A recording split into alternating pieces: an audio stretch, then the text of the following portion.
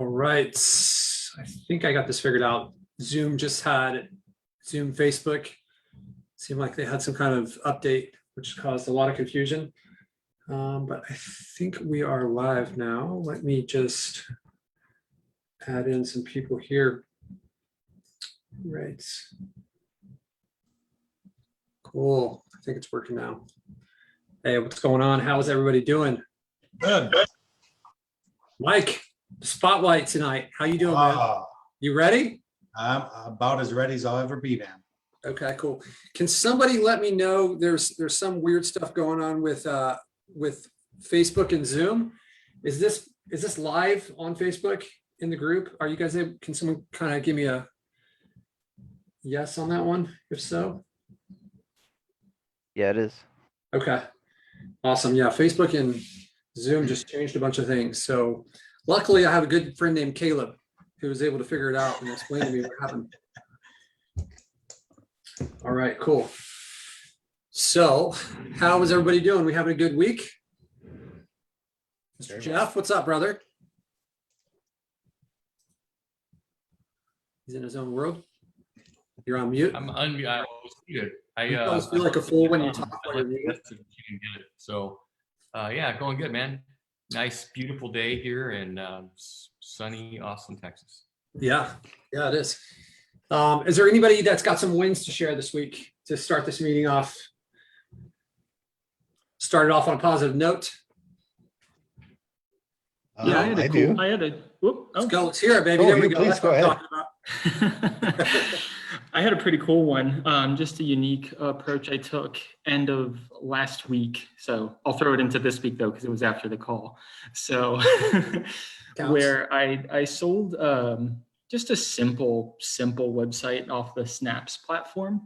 But one of the contingencies that I had with it was that I told them that they have to agree to accept leads from me as one of the agreements to buying the website at a reduced price. And I realized that it was actually a nice prospecting technique moving forward, where instead of selling people upfront on LeadGen, where I can be selling them a website, and then having LeadGen be this kind of backdoor approach where they feel that they're buying a website and getting LeadGen. But really for me, it's like the approach is that I'm giving away a site for them, but then the amount they're paying me is the upfront cost to then. So in this situation, are you the owner of the site or is that them? So they're owning their own website that I'm building for them, but I'm hosting it. So they're paying me for hosting every month. And then I'm owning the LeadGen property. You're building out other properties and you're selling one to them. I'm selling them a regular basic website. Okay. And they own that, but they pay me for hosting on a monthly basis. Okay. And then I own the LeadGen site. I like it. Yeah, that's super cool. Well, congrats on that, man. That's a creative way to do it. And then I think, not sure. I'm sorry, I don't know your name. 16047. Maybe that Cody? is your name. My name is Cody. Hi. No, I don't know why that came up, but my name is Cody. Hi, everyone. Hey, Cody. Were you the same Cody that I was going back and forth with last night? That's right. Ah, cool, man. Nice to put a face with the messages. Yeah, thank you. Thank you for having me. I really like being here. Awesome. So you have a win to share? Yeah, absolutely. So I'm pretty fresh to JK, 7 weeks in, and I've been doing some normal prospecting or whatever. And I actually today somehow managed to land a national client doing SEO in multiple cities simultaneously. And there was professional media companies that he was also interviewing. And he chose me based on like my rhetoric and my confidence comparatively to the others. And like a couple months ago, I was just a tradesman with basically zero knowledge in this realm. And as of today, I'm like a digital marketer for a national company. So like that is super cool. That's awesome to hear. And hopefully, there's a lot of people that come in here, Cody, that don't have that start, right? There's some people that have been in here for a while that have been in and out of meetings, and for one reason or another, it hasn't worked out. And part of this, guys, and this isn't to take anything away from Cody, because he created this opportunity, but part of it's luck. And if you put your name in the hat enough times and you get in the room and you get enough of these conversations, then this type of thing can happen, right? And if you're somebody like Cody, who seems like you're probably good with speaking to people, right? And kind of this calm, relaxing attitude disarms a lot of people, right? And it lets their guard down and opens up the conversation more for an exchange of value rather than like this like salesman, like purchaser type attitude. So if Cody can do it, like you guys get your name in the, get in the ring enough times, you're gonna end up with a situation like this. I just do want to quickly add that, like, obviously, it's not just because of like some amazing marketing ability. He's quite right. Like I put my name out there. I went on Craigslist and I seen some strange ad that wasn't very detailed. Someone looking for a marketing specialist, and it was very vague. And I responded, and it turned out to be the president of a company. Like I didn't just prospect it naturally, although I did find it. It was very lucky. Like, and I'm just blown away. Like, I'm not trying to sound like, oh, I did that in 7 weeks. Like, I'm just so thankful to be here. Yeah, absolutely. But I mean, a part of that luck though is you had to be reaching out to these people, right? So the people that aren't getting lucky, if you're not constantly looking for these opportunities, you're going to have to get a lot luckier than if you just like, if you're the one approaching, right? So I think that luck is personally, you don't play poker for a living for 10 years without having a lot of people call you lucky, but you put yourself in a good enough situation enough times, and then it starts to stack up, right? And he's doing the daily actions like this, reaching out to some random person on Craigslist, right? This person saying, hey, I need business, and he didn't know what it was. And this guy was like kind of flying below the radar a little bit, but I'll tell you, I was on when I first started. We had a few different houses and real estate, right? And I was selling a couch. I was living in Vegas. I was selling a couch on Craigslist. No, I think I went to buy a couch. I went to buy a couch at some place, and I ended up.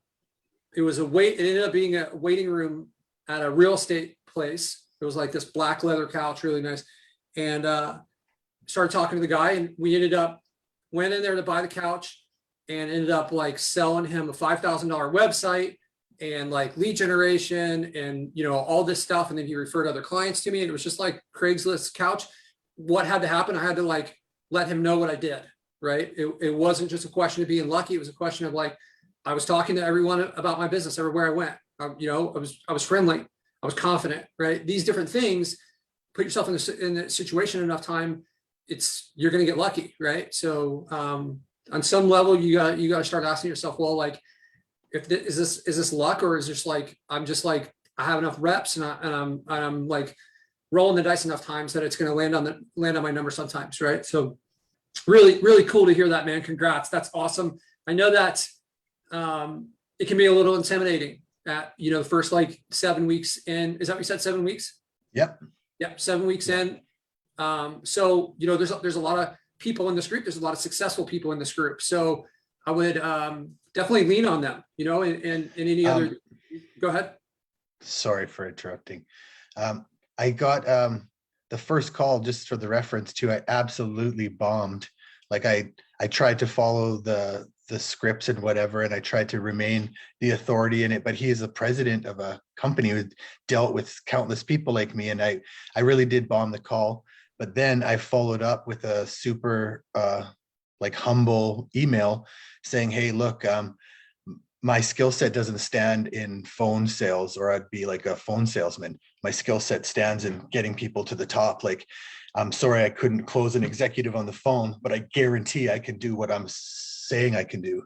So if you could look past that and give me another chance, and blah, blah, blah. And he said that email actually is what sold him on it, because he even said, he was like, yeah, the first call, I was a little sketchy on it. He's like, you didn't sound like you were a 20-year veteran. Like, I'm just like flying by the seat of my pants. Listening to you, but you've got to kill your Facebook behind you.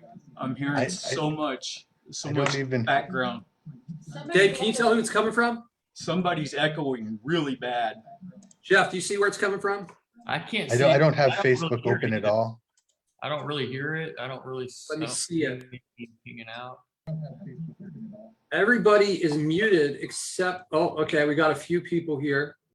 Yeah, it looks like just me, Cody, and Dave are the only ones that aren't muted. I personally don't hear it either on my end.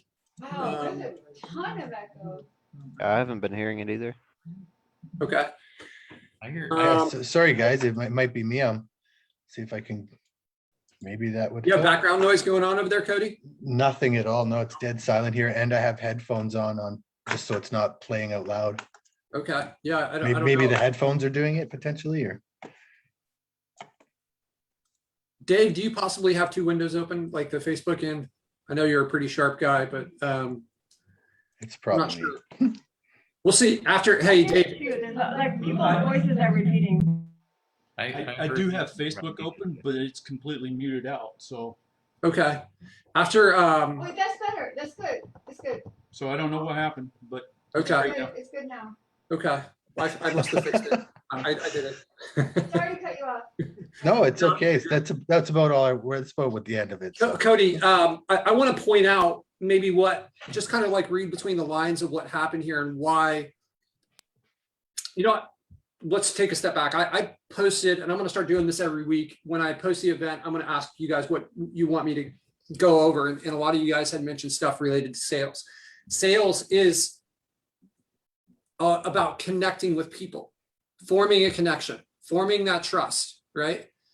When you humbled yourself with that email, for whatever reason, it sounds like you struck a chord with this guy, right? And that's that connection that was established, right? For me, I think maybe I have a similar sales approach where I'm really making it about the person and about trying to build the connection, and it's worked out really, really well for me over the years. And I'm like, just naturally, I think I come with that unassuming type attitude towards the people I talk to, and that resonates with a lot of people. And I think that's part of what, just want to point that out as part of probably what he picked up on in your email, where you just like, hey, let me just get down to what's important.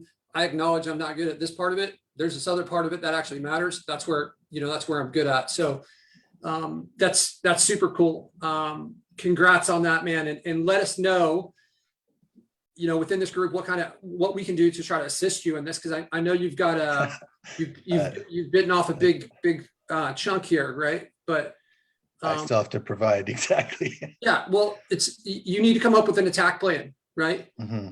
Don't pretend that this is just like your business. What if you had a boss and your boss is like, hey, I need you to manage this national campaign, get organized, find the resources that you need, come up with an attack plan, right? Start at the end and work backwards. What do we need to have in place for this to be successful, right? And like, okay, I'm going to need one website, more than one website. I'm going to need GMBs all over the country. What cities do they want to focus on? A lot of these things are a lot more challenging when you don't have a plan. You come up with a plan, it won't seem so daunting, right? It won't seem like this overwhelming thing, right? This, maybe when you first started 7 weeks ago and you saw like these classes and you're just like all these people in the group and everybody's saying these words, you don't know what they mean. That was probably overwhelming, right? And they have a structure laid out for you, so you just can kind of go at a good pace. Now you have to build that structure a little bit for yourself with this project and work backwards, but it's certainly nothing that can't be done, right? So congrats on that. Let's keep this meeting moving. Any other wins to share? Anybody else? There are a couple in the Facebook group. Patrick Lisa is sharing that she did a discovery call and turned the client down because there were multiple flags. So considering that a win, I agree. You don't want to take on the wrong client, or that can definitely suck your time and resources. So always be for that. And then Sean is sharing that he got a couple of new SEO clients and prospects that need 2 sites ranked. I'm not sure why Sean is so gung-ho on SEO, but it's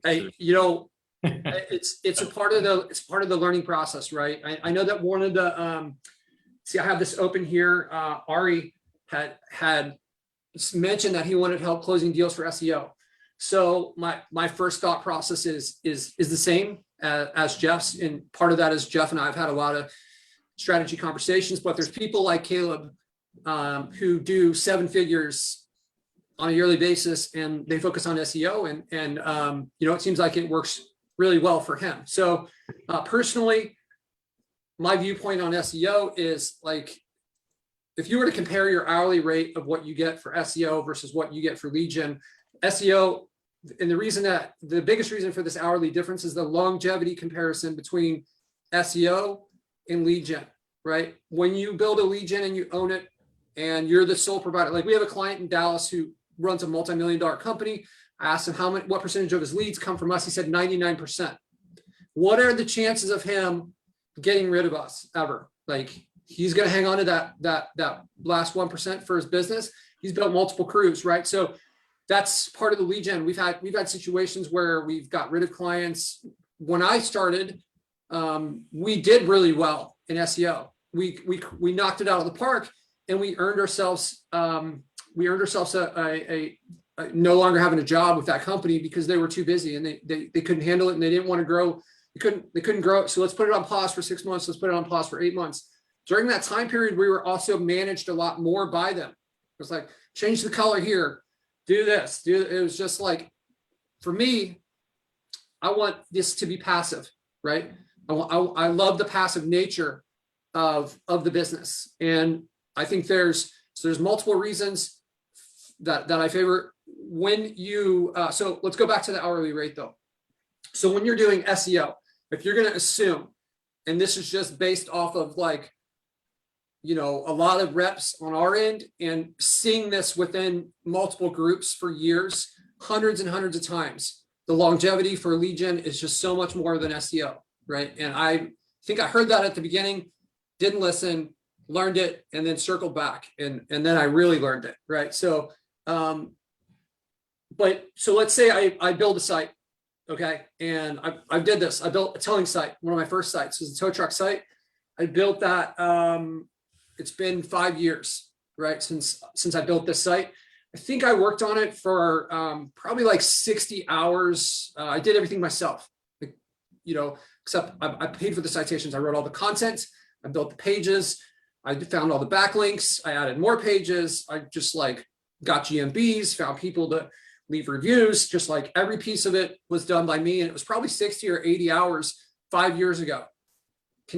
Every month that goes by, my hourly rate gets better, right? Because I really haven't touched it in who knows how long, right? So it continues to climb. I don't think that exists really with SEO. So if you start doing the math on it, we have a limited amount of time that we have to use, right? So I'm gonna come back to this, but I just finished a really good book that was like highlighted this for me. We have a limited amount of time that we have on earth. For me, this business is, let me do this so that I can, and it's not that I don't enjoy this stuff, and like I love having these calls with you guys and these conversations and coaching and my clients, and you know, I love it when our site moves, but I also like sitting on the beach having a cocktail, and they're not always like, there's one that I would favor over the other, maybe the cocktail, and it's nothing against you guys, but I want to create that opportunity as much as possible. And that means I need to use my hourly rate as best I can, right? I want to like, that's what this is for. And it doesn't come from a lack of love of trying to help our clients. It's just like, I'm using this to create a better life, and we've got a limited amount of time. So the hourly rate needs to be as high as possible if that's going to be the case. So you need to think about this. And when you turn down work, like I think Jeff, you said it was Lisa that turned you, that's Lisa turned down a job, or that's a win with some red flags on it. So. Yeah, that's what I turned down a job this last week too. Yeah, it was actually a referral from somebody in the group, and the lady had like a sewing. She got like a sewing. She sews quilts, and it's just like, that is not going to work for us. Like if I go in there and I'm like, hey, our minimum is $2,500 a month. Are you going to be? How many quilts do you? She was selling some like throw covers for pillows for $40 a piece. And I'm like, how are you going to ever pay my bill? right? You, And you, but you can't go fast, look sexy on that quilt business, right. right? I mean, I gave her some advice. I spent like over an hour trying to help her and point her in that direction, but turning that, like, imagine if I didn't turn that down and I spent my time, and that's going to take away from this other stuff. And we have to make those decisions. And it's not easy when we need to put money on the table, right? But if you think about like, okay, I can do this and it's going to be like $10 an hour now. And yes, that might mean that I get like an extra like $400 this month, but saying no to that could mean that in 3 months you get $1,500, right? That's what it's not always obvious, right? There's that, I've mentioned this before. It's something I think about all the time. One of the biggest correlators to success is delayed gratification, right? So there's that cookie test they did with the little kids where they said, hey, little kid, you can have this cookie now, or if you wait like 10 minutes, I'm going to give you a second one. They leave the room. I think it was like 8 or 9 out of 10 kids ate the cookie. They went back and looked at them like 15 or 20 years later. So the ones that waited are the ones that were way more successful in life in a lot of different parts, in their relationship, physical fitness, professional success. So we need to realize that. And that's the situation that we're in here. And it's not always obvious. It's not always in our face, but saying no is that delayed gratification, because what we're doing is we're gonna wait for something better. We're gonna create something better, right? We're not necessarily waiting. I don't like that terminology. We're gonna make something better with that time that we would use doing this, right? If somebody said, hey, like if you knew your hourly rate for some of this SEO stuff and someone presented to you and said, hey, I'll give you $12 an hour to go work on this. Right? Like if you saw it that way, it would be a lot easier to say no, but it's just this like unknown thing. And, you know, it's hard to keep those people happy, right? And we don't have all the control when it's SEO. And I don't mean that from like a financial standpoint as much as like, we may not have the ability to change the website in the way that it needs to be changed, or to set up multiple Gs and create GMBs and create the leads that we need. So before we get started, I'd like to share, just a small win for me. I finished, for those of you guys who like reading or listening to audiobooks, I just finished a phenomenal one, Matthew McConaughey's book, which, like, you know, Audible just keeps on recommending these different things. And for me, it's always a balance with like life and business, because I've been so focused on business. Yep, exactly. Seems like every time my man Spencer, every time I put a book, Spencer has it over there, which is, I'm going to start shutting my blinds at night because I don't know how you're doing that. Excellent book. This guy is way more than an actor. The actor is just kind of like a byproduct. This man has, and actually Spencer, after you finish that, I would recommend listening to the audio version, because he actually reads it himself, like, which is like, you know, if you watch those Lincoln car commercials where he's got that cool voice, it's just throughout the whole book. It's awesome hearing him read his own stories. But throughout his life, what's that? I actually listen to, like when I read a book, I always buy the book and then also listen to it on audio version while I'm reading it, because the neuro doctors say it absorbs a lot better. So I'm sure it does. Listen to it when read it. So it's amazing. Yeah. And maybe you agree with me, Spencer. He's somebody who just like, he goes after his life. Like the acting is not the most important thing to him in his life for most of his life. It was cool, but he had a dream. And then because of that dream, he decided that he needed to go to Africa. And then he winds up in some village and wrestles the village champion. Like, he's a famous actor. No one in Africa knows who he is. And he's in the dirt wrestling because like of an inner desire to grow as a person and accept challenges. It was just like mind blowing listening to the way this man has lived his life. And it was a check for me. I have this bucket list of all these things that aren't getting done, and there's just a time glass that's ticking out, right? So for me, it's like it's not a book about business, but it's a book about life, and life is a part of business. And I think that just listening to it has it moved something for me, and I would just recommend it to you guys. If that's something that seems interesting to you, check it out. Let's focus on this stuff now, though. I think it's important to have this balance between life and business. And when you work for yourself and you work from home, it's easy to lose that balance. And I think things like this can help kind of put that marker back for you and kind of, get you recalibrated a little bit. Okay, so we've got the spotlight with Mike. I'm going to answer a couple of these questions and some of the stuff that what I said, what people that are struggling with. Okay, so I know that Penny Anderson, you had a question that says, I would love to hear how to set up and use screencasts in the lead generated heat map and follow a client and the client's rivals, please. Okay. And then, more requests for heat map stuff. So I'm going to share my screen and let's get into this and let's talk about this. And then I had the idea of how can I help you guys with this? And I think it's nice for me to, shoot from the hip and answer these questions in real time. But I think what would be more valuable from what I've learned is if there was like, let me make a template that I would do on my own on a company, and I'll put that into the group and I'll present it as if I'm talking to an actual client. And this is the steps that I would go through. Okay. So here's what I would do. I'm going to give you a rough version of this now so that we can answer questions on it. And then I will also make one. I'll give myself the deadline before next week's call to get that in the group and have a template that you guys can use. One thing that I would caution you about is everybody's got a different style, right? And you need to be true to yourself if you're going to have success with this. You can copy mine and you can fake it till you make it, but I think you need to add in your own tweaks.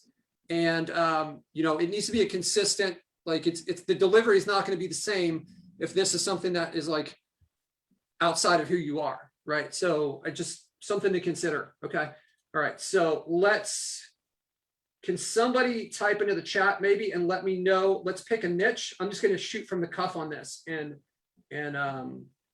but give me a niche in a city and I will find somebody to go through, or maybe a company. If you guys have a company that you want to be reviewed. And Jeff, if those are going into, okay, I see wildlife removal in Charlotte. Okay. That's the one I'm going to go with. So, all right, let's see here. So I'm going to share my screen now. We'll jump into this. Somebody give me a thumbs up or something if you can see my screen. Okay, right on. Okay, just getting set up here. All right, so the first thing that I'm going to do is I need a way into the map, right? So I'm going to use this tool, Bright Local. I've put this on there several times, but I need to find a company that is going to be in the map packs, right? Because I don't know. I think that's North Carolina, right, Charlotte? Okay, so Charlotte, North Carolina. And so this tool is going to allow me to, as if I had done the search there. So right away, one thing I love to see. I love to see Google Ads running because I know then people are paying for stuff. This looks okay. We got 3 people in here. Okay, so what I'm going to do is I'm probably not going to prospect the first person in the map all the time. But I'm also not going to just see this map and assume that this is the first person. And this is the first person in the map in whatever random location this tool chose. This doesn't mean that they're dominating the whole city. So, but I'm going to go start with this one. So I've got Charlotte Pest and Wildlife Control. So I'm going to go to google.com/maps and I'm going to do a search for Charlotte. I believe it's going to be that one. Yep. Okay. All right. So the reason that I did this is I need a way into the map. And now I found this company and I'm going to get their map URL. I'm going to put it in here. And then I'm going to go like this. And now I've got their map URL, right? So, okay. I'm going to return back to one of my good buddies named Lead Generated. And I'm going to go over to this heat map tool here. And I'm going to use the map URL and I'm going to use the same search that I used. Actually, I want to take a step back. Here's what I want to do. If this was me, I'm going to do this just like I would do it. Just give me 1 second. I want to know what the best word is. And I don't know that is the best word. I don't doubt it. I want confirmation. And I'm going to make this a part of my video too, right? So once I have this set up, I'm going to be rolling as if I'm talking to the client. Okay. Did I search that right? Was that wildlife removal. I'm sorry. Okay. Wildlife control could be some other weird thing. Okay. Wildlife removal company looks like probably the best term that's coming up for this. I'm also going to cross-reference this with this right here, where I'm going to search Google for wildlife removal, and I want to see what terms they're recommending. Wildlife removal, Austin. Dead animal removal. That could be one. Who was that? That asked Sarah. Can you confirm, is that the same niche, or is that a cleanup type thing? Or, oh, there we go. I'm sorry. Okay, yeah, no, I got a new client who is starting a wildlife removal business in Charlotte area. So he, Okay. Do they clean up dead animals? snakes and skunks and squirrels and all that yucky stuff. And so he does roofing and siding to seal a person's home so that the wildlife can't get in, and then he traps it and then gets rid of it. So it's wildlife removal and prevention. Okay. Does that include like the removing the dead I animals? can't hear. I'm sorry, I can't hear you. Hold on a second. Dave and I are at the same house, so we're on two computers. I see. Can you repeat that, Patrick? Yeah. Does this include the removal of dead animals as well? Shoot, hold on a second. I'm so sorry. Just say it one more time. Now I put the volume up. You got it. Does this include removing I hate saying this phrase. Does this include removing dead animals? You're muted now. Okay, so we're having some technical difficulties here. Go ahead.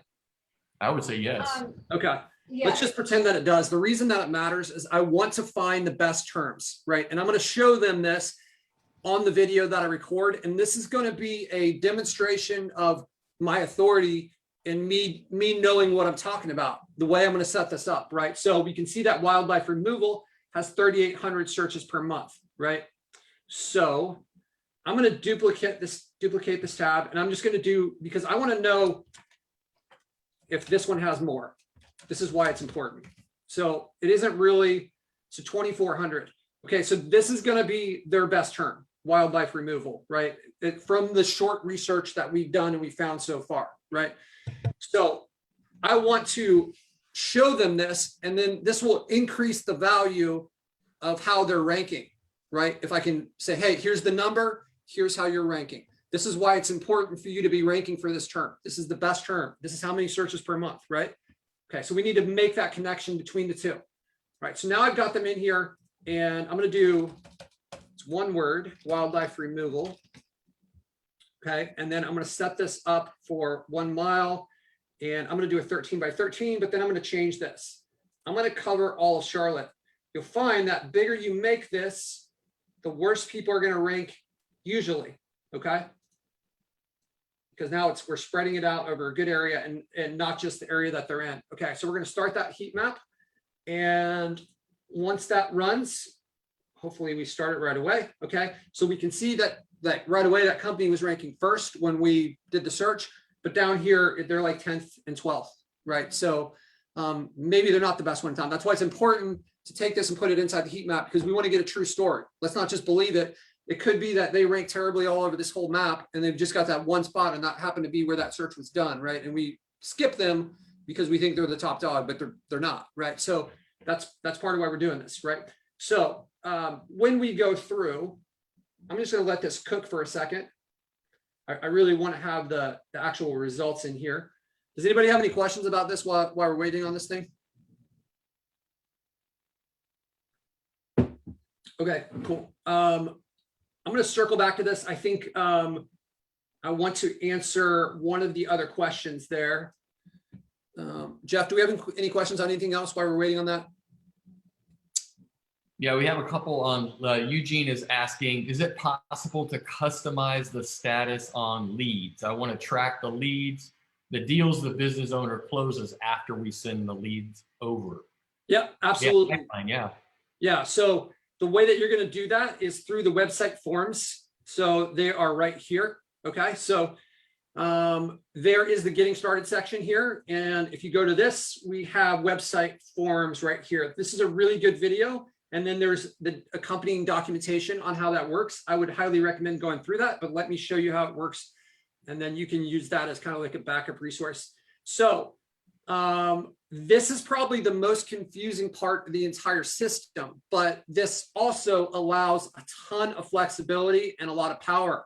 So this is an important part. So that's why I separated that one out as a video. All right, so our website forms, they're not just the forms that appear on our actual website. This is like what connects. It's the bridge that stands between your website and lead generated, right? So this is the translator that can speak your website's language. So it takes them in and then it puts them in the right spots within our system.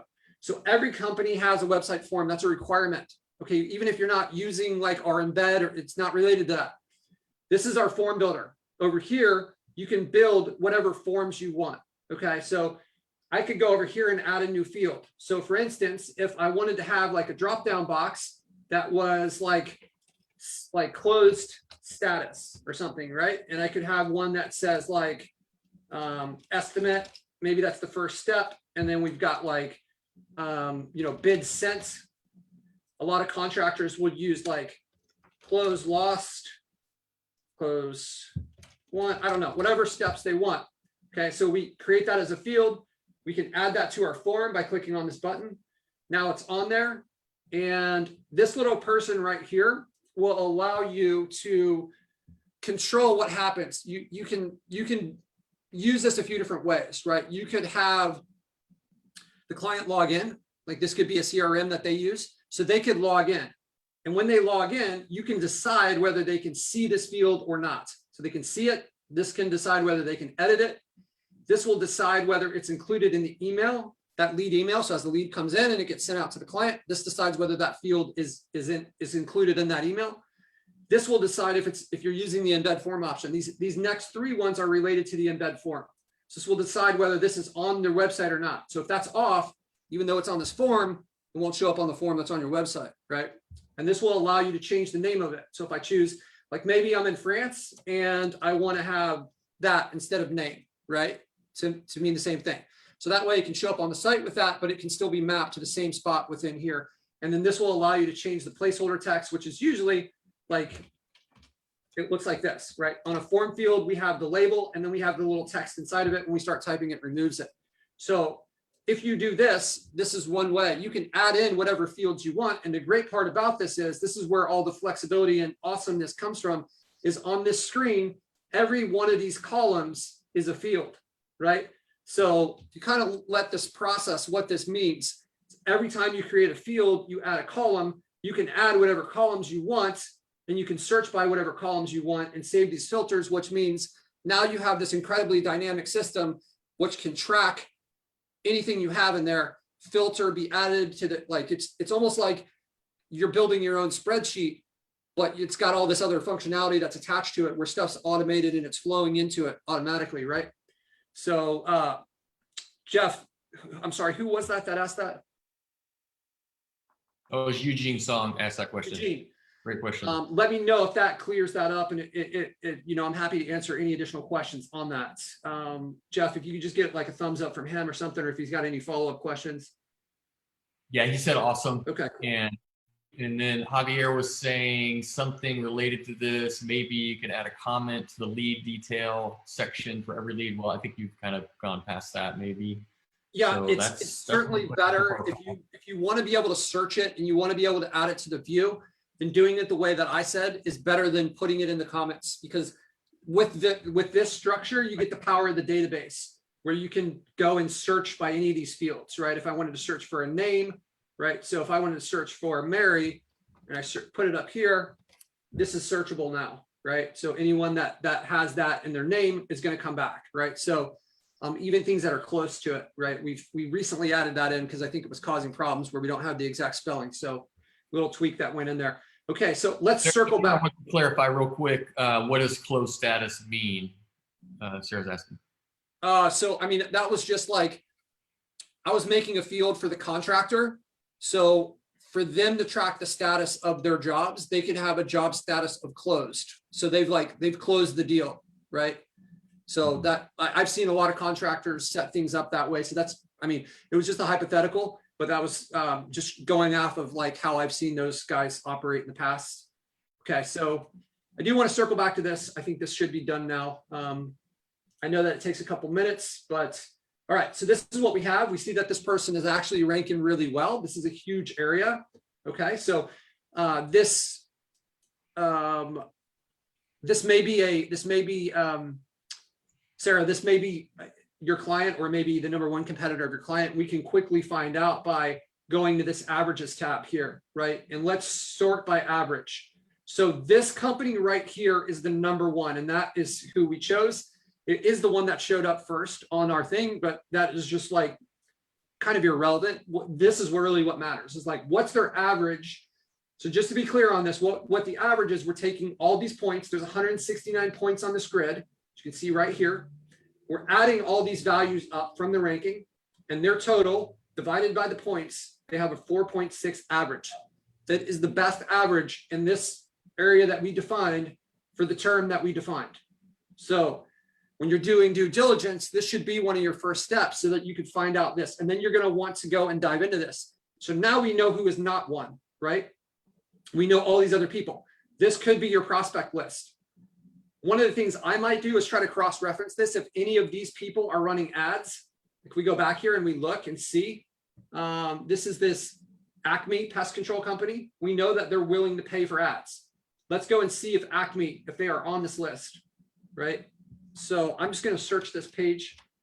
Acme is not showing up in this top 20. So that could be, for me, I'm going to go and I'm going to find out more information about Acme. I just want to know, like, what's their deal, right? So let's see here, Acme.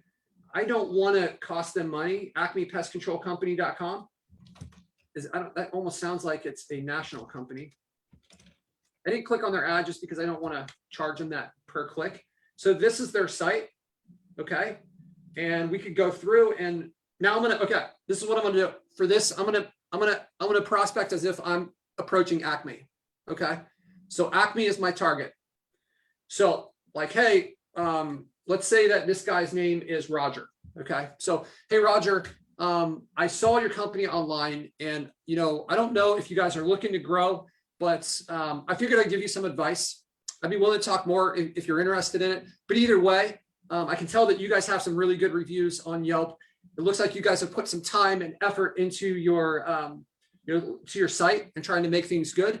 And it's obvious to me. I saw that you're paying for ads, and I know how expensive that can get, and I know how frustrating it can be to have to rely on Google for our leads, right? And they could change things on us at any time. And I've run ads in the past, and I just want to give you some alternatives, and that could be to improve your local rankings. So I'm not sure if you're aware of this, Roger, but the ads get about 10% to 15% of the clicks, right? This is debatable, but a lot of people say that. This area down here is the Google My Business, and this is going to get 50 to 70% of the clicks. And then the remaining is down here. So even though this area is down here further, it doesn't get as much as up here.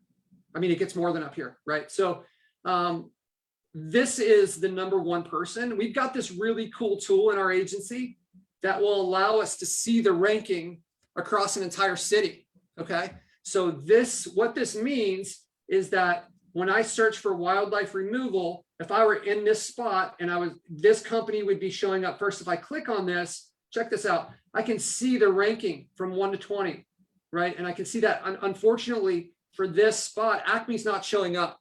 Okay, so what I'd like to do is give you some strategies that can help you with that. So this area only applies to this. This is the top area to be in, right? As I said, 50 to 70% of the clicks are coming here. If this was a real one, I would probably try to find a third-party site that is going to show some stats.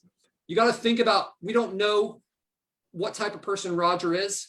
We don't know if he's like someone that's like more emotional or more analytical. So I'm going to kind of like hit on a couple of those. So I would say, hey, you can see it. Like, here's a breakdown of the percentages from this other site.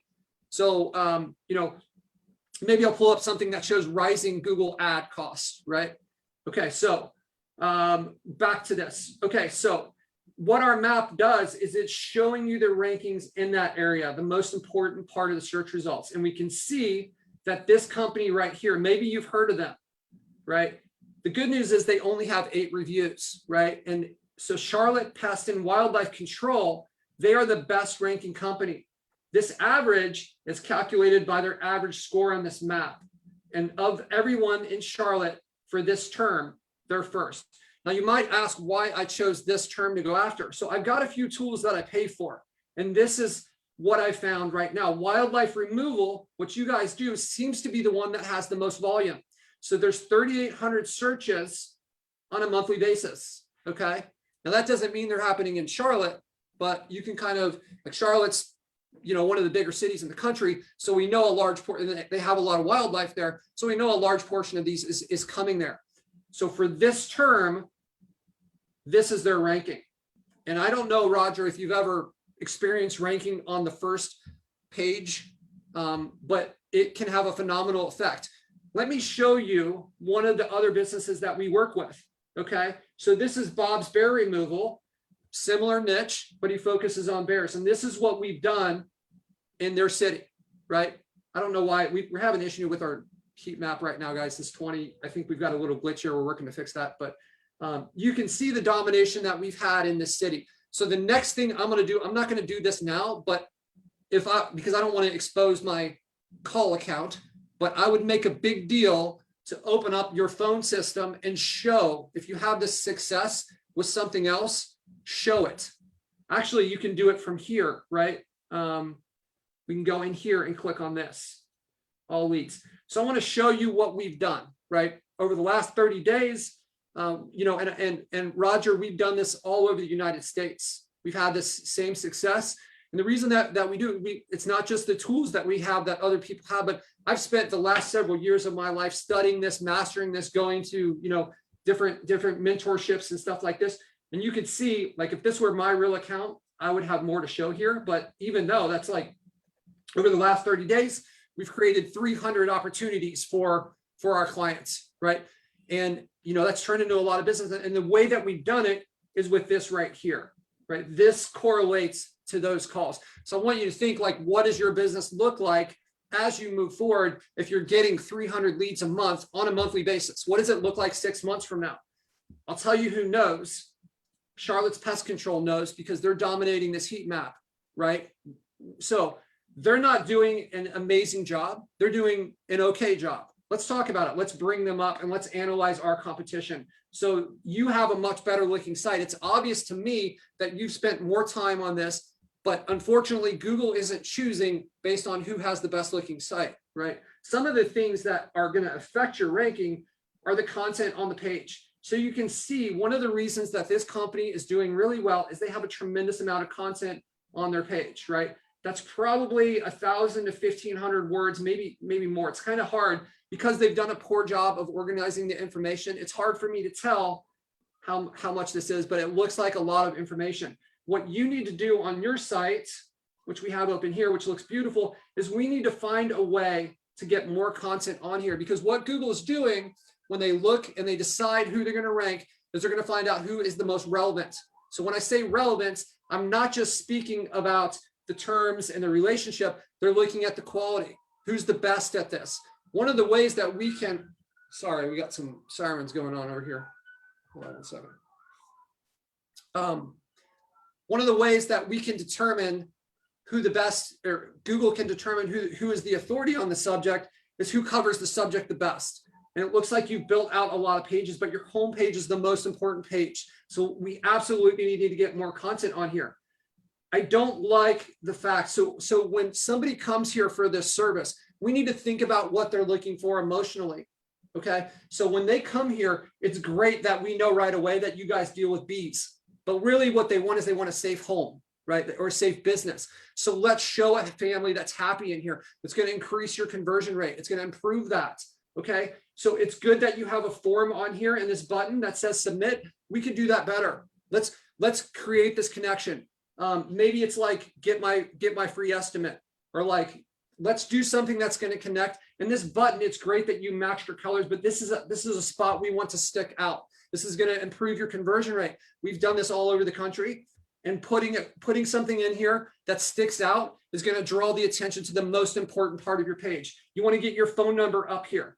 Like when I scroll down here, your phone number disappears. We need that to be visible all the time, and it should also stand out. So these two buttons have those stand out. I think you should maybe make this color a little bit, change the color of the form just a little bit so it doesn't blend in so much, right? So if we go back here and we look at this, this is what can be for you. I'm going to bring this one back up and we'll look at this Charlotte Pest Control here. Okay. I'm going to send you this link and you're going to be able to open this up on your own. Okay. So when you get this in your email or whatever, your Facebook message, then you can open this up and play with this. So I'll just kind of show you how this works. If I click on any spot on this grid, like right here, it's going to give me the ranking at that spot, right? So we can see in this spot, AA Wildlife.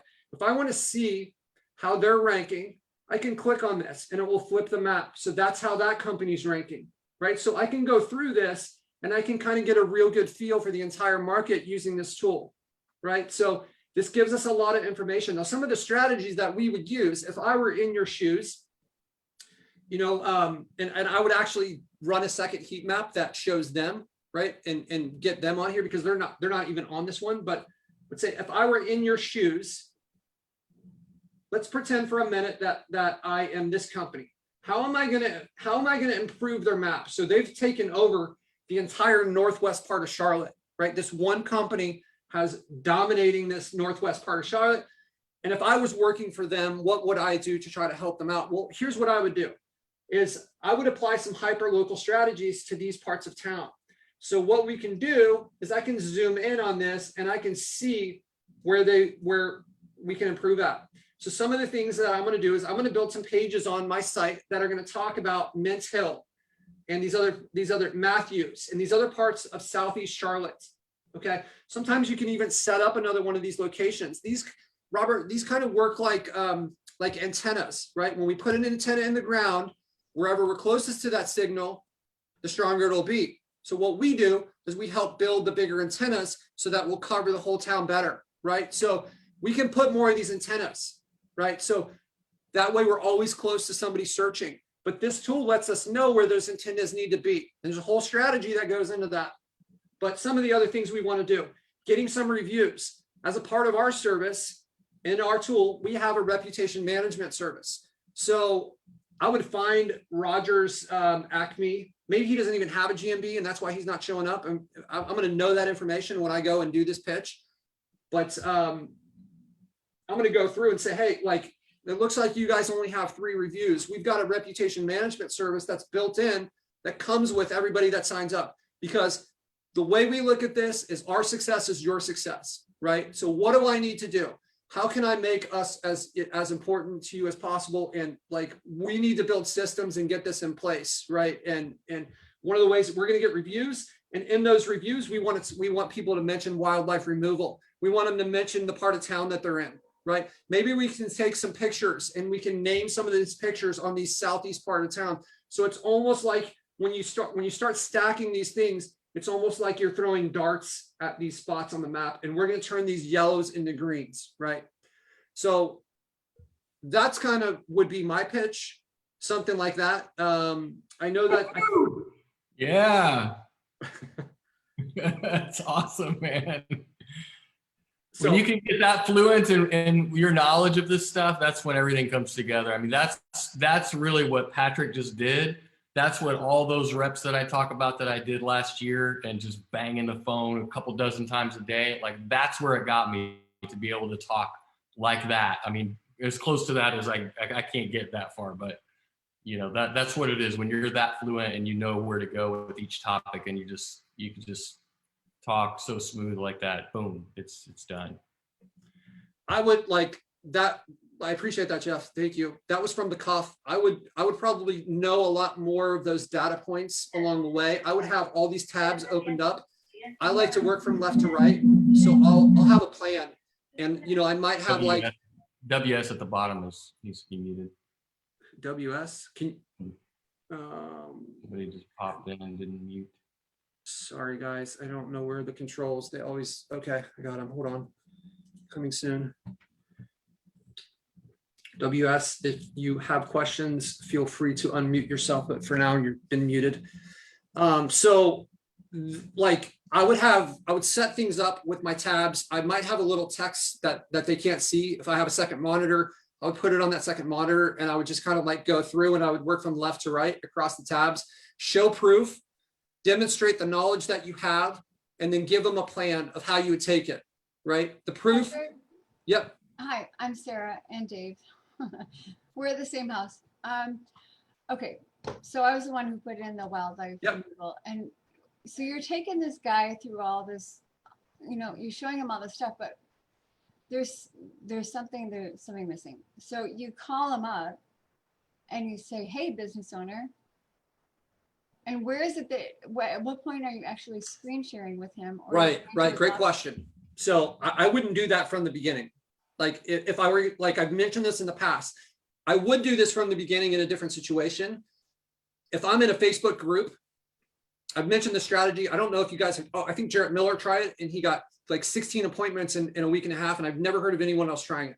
This is what I would do. If I was going for a Facebook group, let's say that I'm in a wildlife group. That would be what I would do. I would join like some wildlife group if that was my niche, right? And I was trying to land a client in wildlife removal. So I would join this Facebook group and I would look back through the previous posts and I'm going to find out who are the givers, who are the vocal people within the group. And then I'm going to find their company and I'm going to do this and I'm going to throw this into the group. And I'm going to tag them and I'm going to say, hey, Sarah, look, I've been in this group for a little while and it's obvious that you're constantly giving value and I appreciate it. You've made this group a lot better. I want to give you a little gift. So I put this together on some ideas. My specialty is in X and I'm not looking for anything from you, but I think this could help you improve your business and get more customers. And it's just a thank you from me, from the other people in the group, right? So Sarah, this person that I chose is going to be other people know this person within the group. So like, it's going to attract more attention.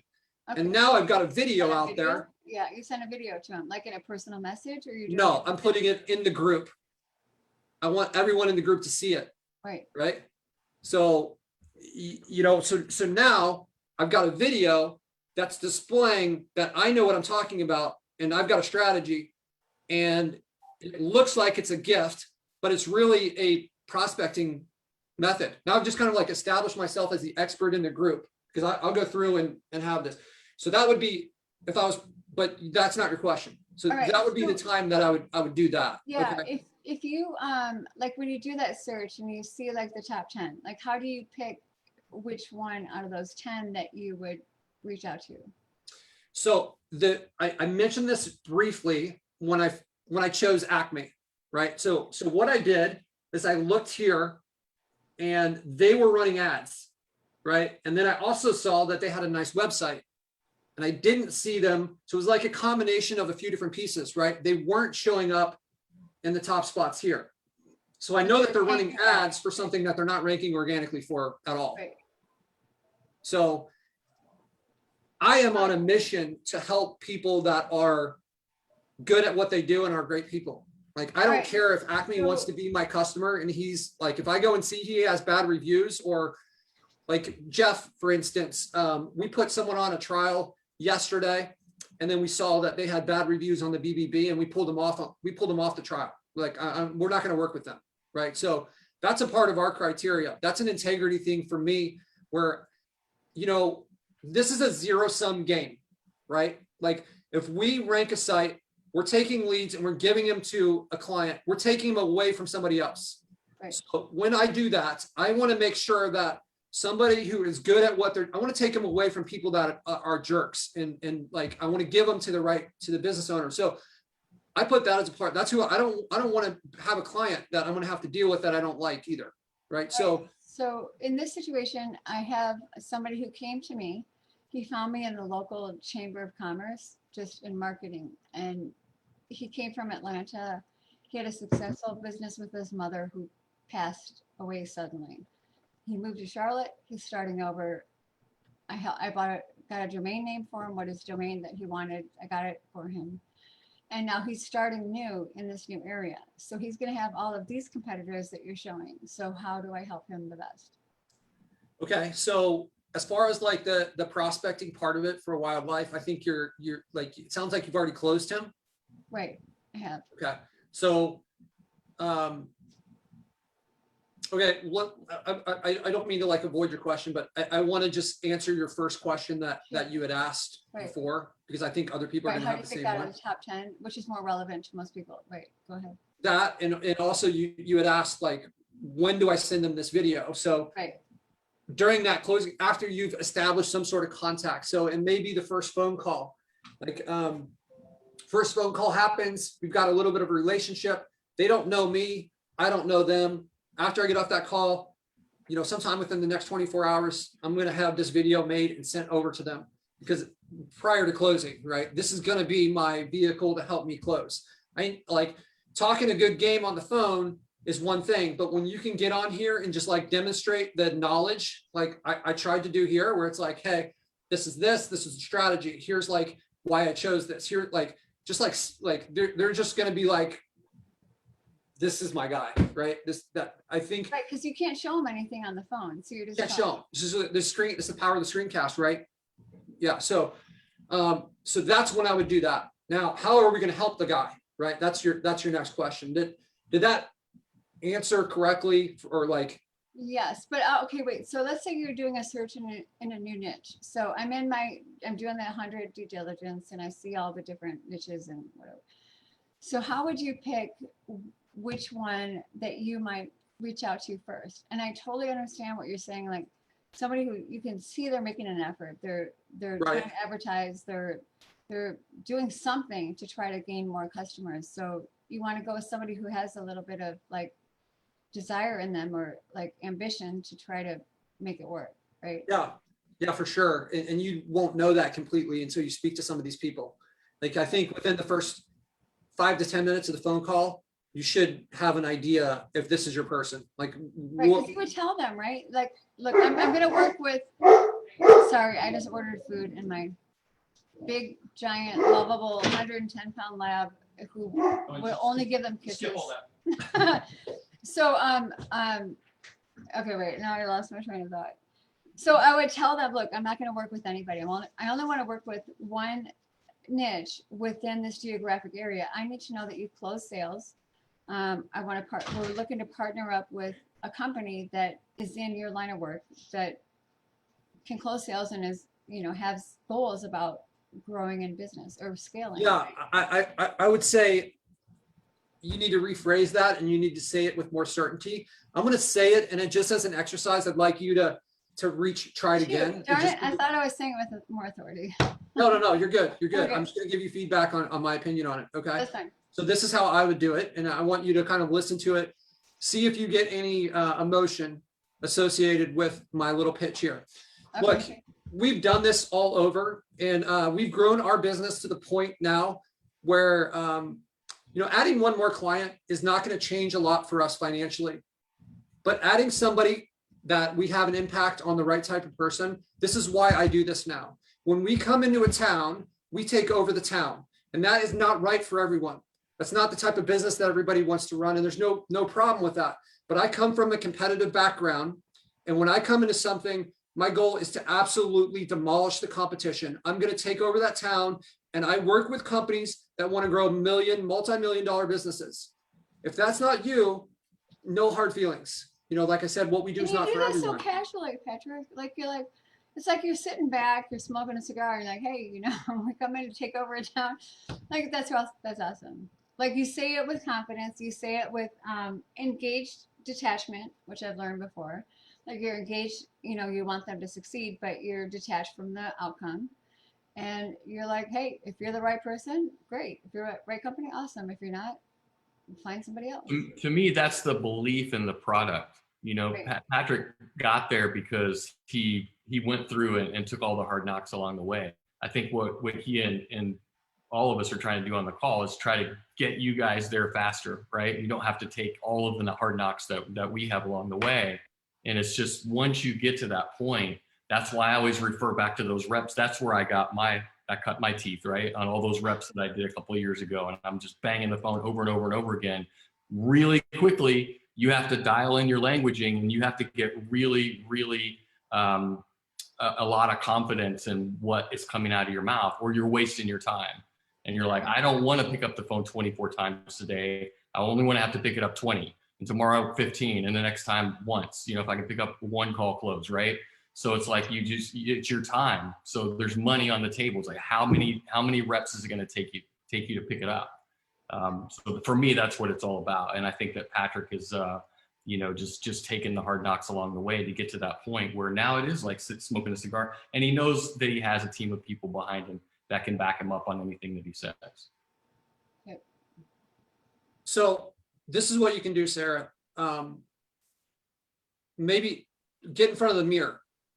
First 10 times you say it, it's not going to be as smooth. Next 10, it will be better. Just get those reps in. Pretend. Oh, I remember, like when I was in network marketing and I was going to prospect realtors, I had a list of 50 realtors in front of me. And I looked down at that list and I said, boy, do I feel sorry for you people, because I knew, like, at the beginning of the 50, I was going to suck. And people, I would stumble and I would fumble. Some people would challenge me and I wouldn't know what to say. But I knew that on the other side of the 50, I'd be good. You know, at least better than where I was at the one. Right. So I know. Yeah. So this is the new like territory for me, but I'm looking forward to it. Yeah, that's awesome. It's an amazing skill to have. It's an amazing skill to build for yourself and do those reps, and then be able to lean back like I do and say, I did it. Right. Not that I didn't have help. I didn't have people in my ear telling me and guiding me and coaching me and all of that, but I took the action. Right. And so now I can jump on the phone with confidence and take the conversation wherever it goes. And if I fail and I don't get the client, so be it. You know, there's plenty of others out there. Yep. Yeah, that determination that you had when you were going through the realtors is, like, I think probably the most important part, right? That just like this, I kind of have this internal saying in my head that focused persistence just leads to to success every time. That's just like been my experience. And Right. sometimes, and like Gabe says, you go until. You just go until you get there. right. Just keep going until your number is different than anybody else's. So that's exactly right. And I think people give up or they're tired and or whatever, but I'm just like, you know, when I try to evaluate like myself versus other people in the group and the differences that I've seen from the people that are struggling with it, and the things that I think I have in common with the people that are viewed as being successful is a relentless attitude. Just like it's not that I'm like smarter or any of these other things, but I'm relentless with this. I'm just gonna work until I get the result that I want, or I'm gonna die trying. Like that's just been my attitude towards a lot of different things in life, and it's worked out for me. So like I know what is on the other end of this. I didn't know when I started JK, right? When I started building Lead Generated, it was just like I didn't even know how to write software. Like I watched videos online. I didn't go to school for that.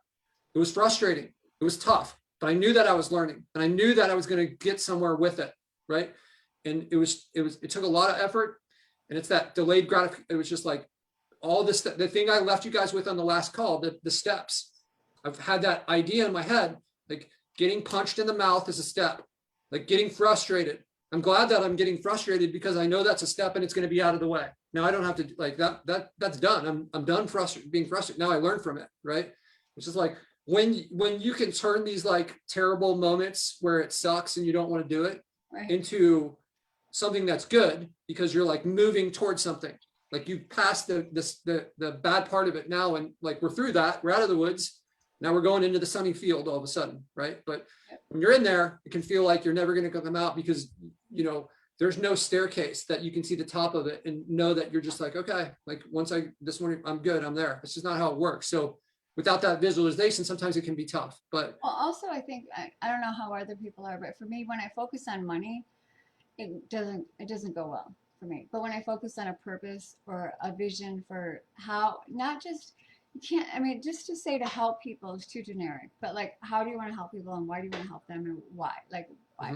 So that I know, like, because I do coaching myself, it's like, the deeper you get into the why, then the easier it is to convert sales because you're passionate 100%. about what you're doing and you have purpose. It's about how you're helping those businesses. So yeah, it's just practice. So I want to monopolize the time. So I'm sure. No, I think like it's good because I think a lot of other people are struggling with some of this same thing. And you hit on something that is a core belief for me there. Make it about the people. Like when you take on a client and you hear their story and you make their story a part of your story. Like, so I've got a new client here and like, you know, he's struggling. He's been through this, like he had COVID. He lost his house in a divorce. This is his story. And I have the ability with what I do to try to help him. So this is what makes it at like, you know, Friday night at 1 a.m. where I'm like looking at landscaping companies in Denver because of this guy's story. This is where you go from being good to great.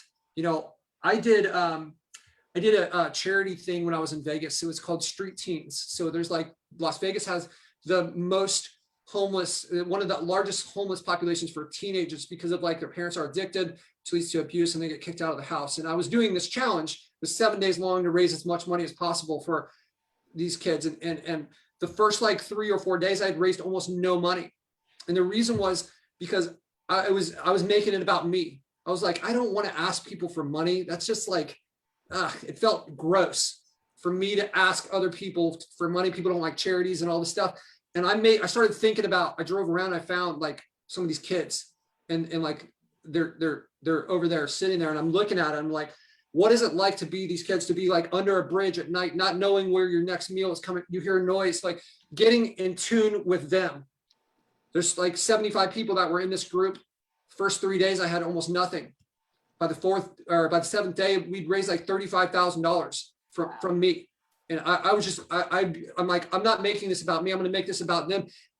Something switched inside of me and that stayed with me all this time. So when I go to do sales and I'm looking at these people and I'm trying to get them to sign up for our site, it's not about me and the money that they're going to pay me. I have the ability to actually impact these people. The money they're going to pay me at this point, I'm not going to, like, if it was pulled out of my bank account, I might not even know. Right. But when I hear them and they call me up and they're like, hey man, you like, they can't even get the words out. They're like, you've changed things. I have a better relationship with my wife now because we're not like, just like that story, hearing that, and then going back to that's where it starts in that sales conversation, right? That's why it's so important because we can actually help. We're not selling these people snake oil.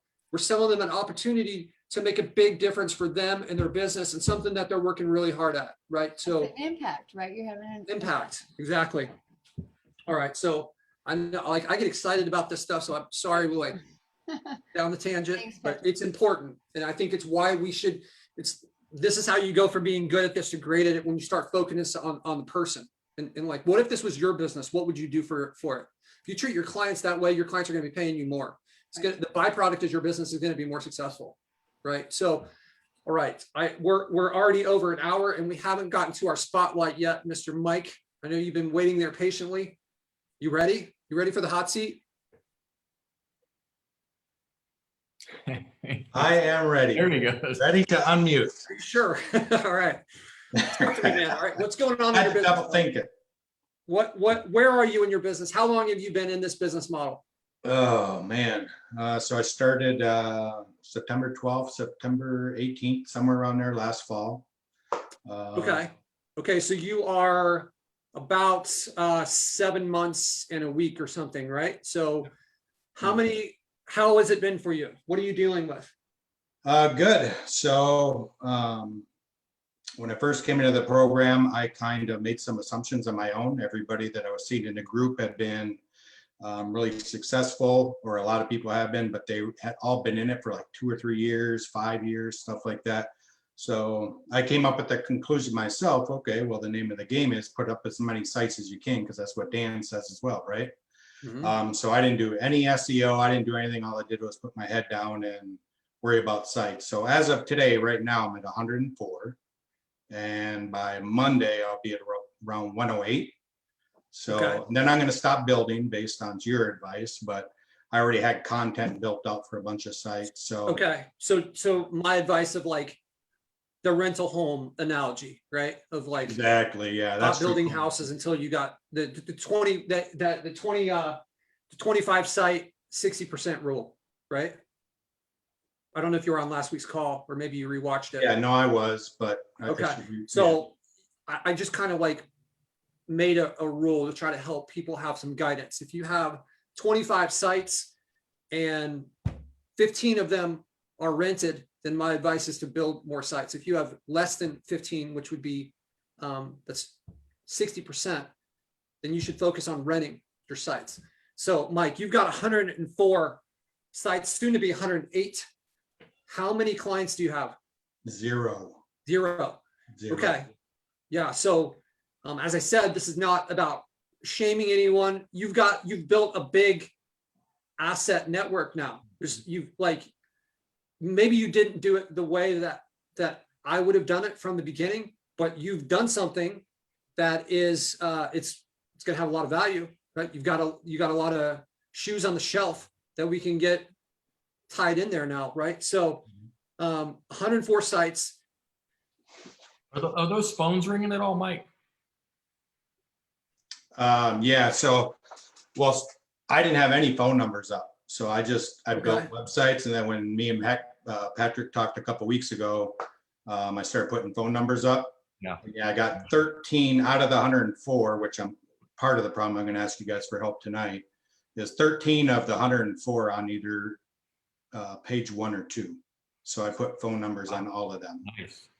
Okay. You're in a great position regardless of how you got there or if it was the most efficient. I mean, you're ready to roll. So yeah. So Mike, with your sites, I imagine they're in a bunch of different niches, right? I started with 10. Okay. So does that mean that you have 104 sites that are spread out over 10 niches? Yes, that is correct. Okay. These 10 niches, you don't have to say what they are, but they are niches that have a, how do I phrase this? So like, what's the average ticket cost? Is it kind of like all over the board, or like some of them are worth $1,000 per job and some of them are worth 100? Like, what does that look like for you? Yeah, so a couple of them in afterthought, I made a mistake. They're all like pissant dollars or whatever you want to call it. So I'm wiping them off, but the rest of them, well, I'm not deleting them, but I'm just setting them to the side. But the rest of them are anywhere between $1,000,000 to a couple million per job. I mean, that's excellent then.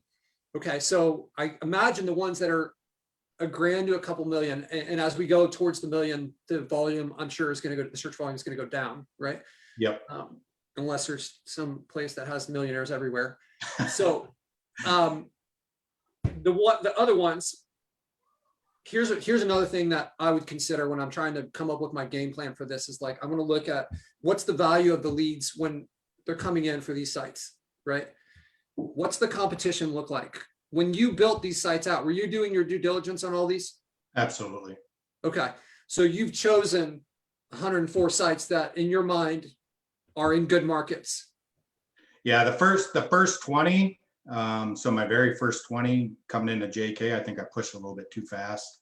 And I'm in tougher markets, but the other 80 plus are all solid. Okay. Have you taken these and put them into that spreadsheet that I shared with the group last week? No, because I also had I had a spreadsheet similar to that, except about the phases. So I'm going to add phases. Okay, that's an important one. I do have a spreadsheet that I've been keeping track of everything. Okay. All right. So I mean, it sounds like that would be one of my first steps. Is I want to know what phase they're in, where they are, and then I'm going to assign a value to them, and that's going to be a combination of the competition and then the search volume, how close they are to the finish line, and like what is the average ticket cost. I think that there's a sweet spot around the $750 to like $4,000 range where you can get a lot of volume. And if you get a lot of volume with that level of ticket price, that's where you can get $5,000 a month from a client, right? So it's like we have a client in Vegas, and the average ticket price is like $2,500, and they pay us $5,000 every month for like It's been years of this, right? So just one client, right? So that is in that sweet spot. And that's like, you start going up too much, then the search volume goes down, which can still be just as much value.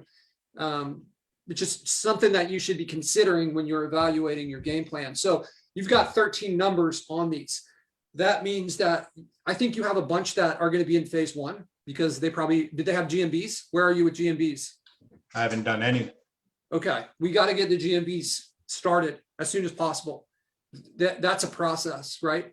And the GMBs, like the website, they benefit from aging, right? When we first pop off a GMB, we can't do all the things that we need to do to it, or it's not, we can't add 400 reviews on day one. It's like Google's going to be like, this company's crushing it, or they're manipulating it, right? So, so you want to get that in there, and then the aging process, I think, is viewed incorrectly within these groups a lot of the times. It's not like a bottle of wine that you just put on the wall and now it's good, it's aging, right? That's not what should be happening. We should be like doing little tasks along the way, right? So we should be, let's get some reviews. Let's maybe add a new page. Let's add more backlinks. That should be a part of the aging process, right? Because yes, it's sitting there, it's going to improve, but take advantage of that time by doing some little things to it each month, right? So that we can make sure that that's happening. And those things need to be done to the GMB, right? And I know that seems like maybe because you didn't have money coming in, you didn't pay for the phone numbers. And now like the expenses are going to go up, which like maybe you start off, what I would do, honestly, if I were in your shoes, I would choose the 25 best sites and I would put my focus on those. And I would move those down the track, and I would maybe make, like, if you're working 5 days a week, maybe 4 days a week, you focus on those 25. And then the last day of the week, you are focusing on the other ones and making sure that those are moving through. Maybe like an 80-20 ratio, whatever the days are that you're doing. Are you trying to get out of a job, Mike? Yes, absolutely. I remember we had a conversation a few weeks ago, right? You and me, Yep. right? Yeah. Yeah, so I'm actually blessed. I have a pretty decent job that gives me some, extra income to do all this, right? And push Right. this sites forward without stressing the hell out of everybody. So I've been blessed on that way, but yeah, I need to get rid of it. It's the whole purpose of joining JK, Hey, What do Mike, you quick question, back to the sites. Like, how many pages, if I missed, how many pages are on the sites, and how did you get your content created? Adam was curious of how you're creating content. Yeah, great question. So I would say about 65-70% of them are all 5+ pages, so a full-on website. Awesome. The other 30% are all 1-pagers. Towards the end, I was just like, nope, we need to move faster. Let's go. And then as far as content, I have 4 writers out of the Philippines, and I pay them anywhere between $10 to $16 per 1,000 words. And you found that the writers in the Philippines, there hasn't been any issues with them like using weird language that doesn't sound natural? Yeah, no, they do. They use like the word avail, instead of hire, and Right. a bunch of other stuff. But literally to have them do that for me, and then I can just go in and correct a couple of things. It doesn't seem. Is that how you do it? You kind of look over what their work product is and then correct it yourself, or you have somebody else in place that does that? Yeah, no, I'm doing it. Gotcha. Yeah, that's good. Mike, what's the plan for you? Do you have a goal here? $1 a month goal? I do. Can you 10. share that with us? 10. 10. Why 10? Grand? Well, 10 grand to kill my job. So Why that number? that puts me where I don't have to stress about it. In other words, I can enjoy the job. I don't know about you, but have you ever worked with a broke guy? No Yeah. fun. No Yeah. fun. I guess, let me rephrase this question. The $10,000 a month is the number that a lot of people choose. It just sounds like a big, sexy number, right? It's putting us into that 5-digit per month. And, that's great. If that's your number, then that's your number. But I think it's important when you make this number to have it be based on things adding up to that number and not just like picking it, right? So if you start at the end and say, what life do I want to live? What is that going to cost me? How many lead gens do I need to pay that cost? Now you just like start creating this connection between like what you want and how you're going to get it. And you've got a kind of straight line for what you're going to get there. So it's $10,000 a month. Like I made the mistake. I was working as a software engineer and I thought that I wanted to match my current income before I quit, which was more income than I needed to live on. Yep. And it ended up costing me a lot more money, right? Because I stayed a lot longer than I had to. And I know like, I think I was, yeah. So anyways, once I got out of that, I think it was at like 8K. And then I went to over the next 12 months where I had my full attention on the business. I was able to go from 8 to 40, right? In 12 months. Took me 2 years to get from 0 to 8. Okay. I could have probably quit when I was at like 4,000 a month or something. Yeah. But I wanted to match it. And like, had I done that, like I probably would have been at 40K a year earlier, right? Or a year and a half. I don't know, like a long time earlier. Right. So I just want to make sure the number is based on like math and not like what sounds sexy, and make that math based on what you want for your life and what that needs to be. So if that means like, hey, I've got to have like, Mike, I think you have kids, don't you? I do. You have a couple daughters? Yeah, I got 5 kids, 3 daughters, 2 boys. Are these kids you're still paying for them? Only one left, man. Then I'm free. Only one. Okay. Only So one you can left. do the math on like, how much does it cost for this kid? How much does it cost for like my insurance and my like car payment, my house payment, all this different stuff. I want to have a little bit extra to make sure that I'm like, I don't want to be like, you know, like on the with my back against the wall, leaving a job with my back against the wall. So, but come up with that. And if that number turns out to be 10K, then that's your number. Okay. And then the next step I want you to do is I want you to look at these 25 sites and what do we need to, from these 25 sites to get to that number? Picture that. Okay. If I land 10 of these, $1,000 a month, I've got, that's my 10 grand, right? So I've got to choose 10 of these 20, I got to get 40% of these to rank. And then I don't have to do this. And then I have this life. Okay. Where are you going to go? What are you going to do? What does that vision look like? How long are you willing to wait to get that? And that needs to be, like, hey, you're working a full-time job and you've got 5 kids with one that is still kind of like a dependent here, right? So obviously some time has to, like, what's your schedule look like? When is this going to happen? Give yourself a deadline. I'm sure your boss gives you deadlines, right? You got to have stuff done, but give yourself a deadline and then work backwards. How far away is that deadline? Okay. So I think, you know, I don't know exactly where you are in the ranking process for these, but I would think that deadline with the sites built needs to be no more than 6 months away. Like, Oh right. yeah, long before that. Okay. long So come up with the day and then you have checkpoints along the way, right? So if, let's just say, okay, so long before that, let's say 3 months. So today is April 21st, right? So July 21st, can you get out of your job by July 21st? Where do you need to be on like May 30th if you're going to be out of your job by July 21st? Like, you need a checkpoint. Okay, I'm off pace. Let me course correct. I thought I was going to have 5 clients. I only have 3. So if I'm going to have 7 over this, like, what do I need to do? I need to double everything that I've done because I'm off pace and I'm not going to hit this goal. And this little birdie that says it's okay, like, hey, a 3 is good. Like, well, okay, but that just means that you have less time to live life the way you want to. You're not getting these days back where you have to go and answer to somebody else. You know, so like, I'll tell you, we think we have so much more time than we do. And this is what I try to keep in my head all the time. It's a message for myself, right? I've given this analogy a few times in the past, but if you imagine like a football field, right? And halfway through like the beginning is where we're born, the end is when it's all over for us, right? So we don't know how long that football field is for us, but we know when we look back, we're not getting any of those days back.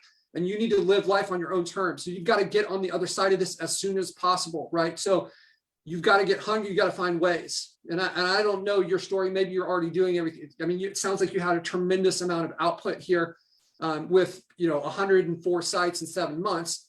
Like, awesome, man.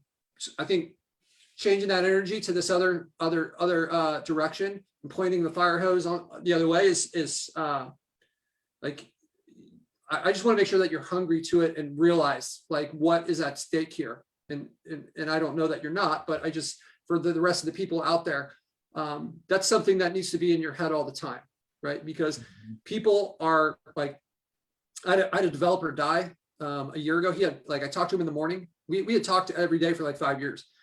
I talked to him in the morning, he was gone, and he had no plans of dying. He was young, he was like 27, he was gone, right? So we don't know. So it's important that we try to maximize this and get on the other side of it as quickly as possible.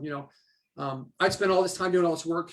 I worked my butt off playing poker and then software engineer and then this stuff. And I spent most of 2018 and half of 2019 traveling around the world. Okay. One of the best times. And life has been infinitely better once we got to that spot where it's just like, I don't have to be so stressed about it. And I want that for you and everybody else. And, hopefully you can kind of like get this urgency, if you don't already have it, for the rest of you guys to like get on the other side of this.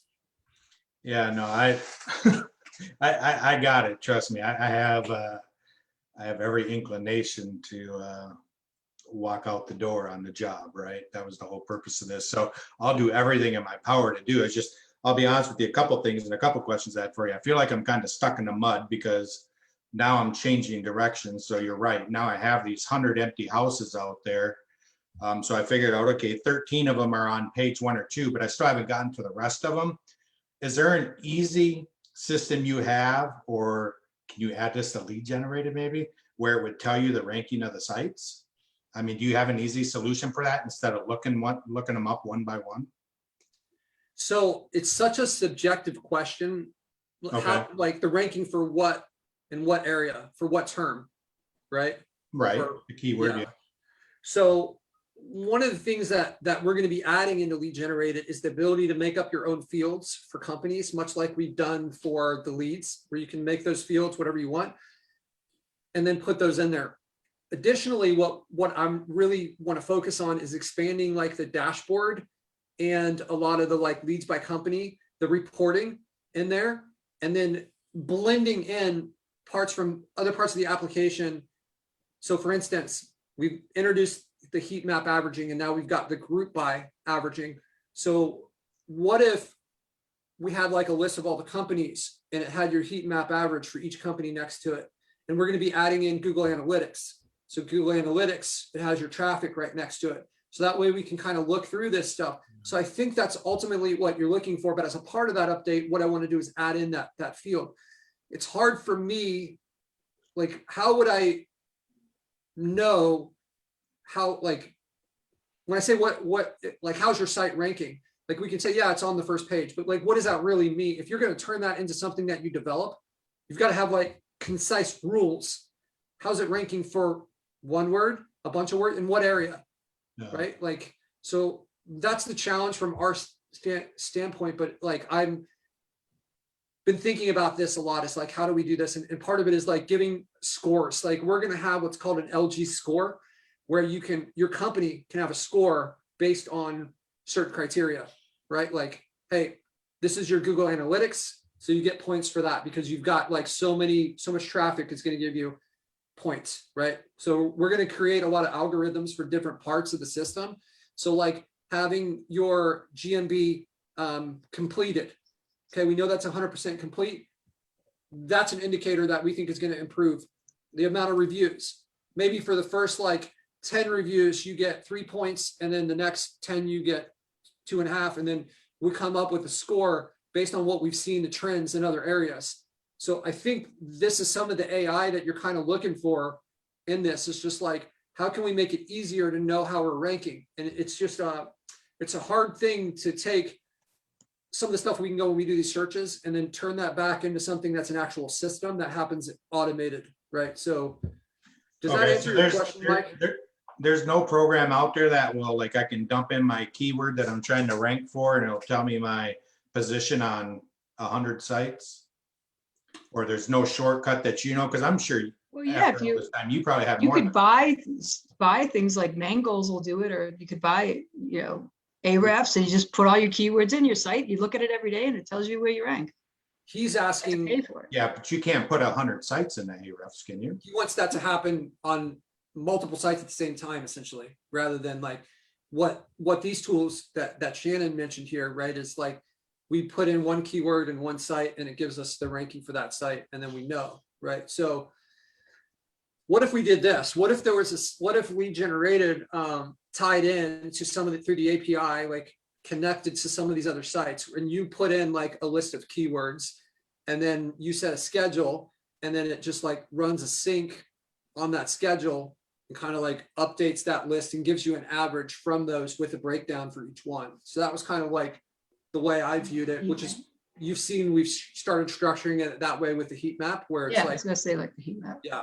So that to me, that's where the value is. It's like, it's great to rank for one thing, but like I've got sites that are ranking awesome for one keyword and they're not ranking for anything else. And we barely get, even though it's the best keyword, we don't get a ton of leads for it. I know that keyword, what's going to happen is it's going to kind of like spread, and like that keyword is going to rank for things that are close to it, and then more and more, right?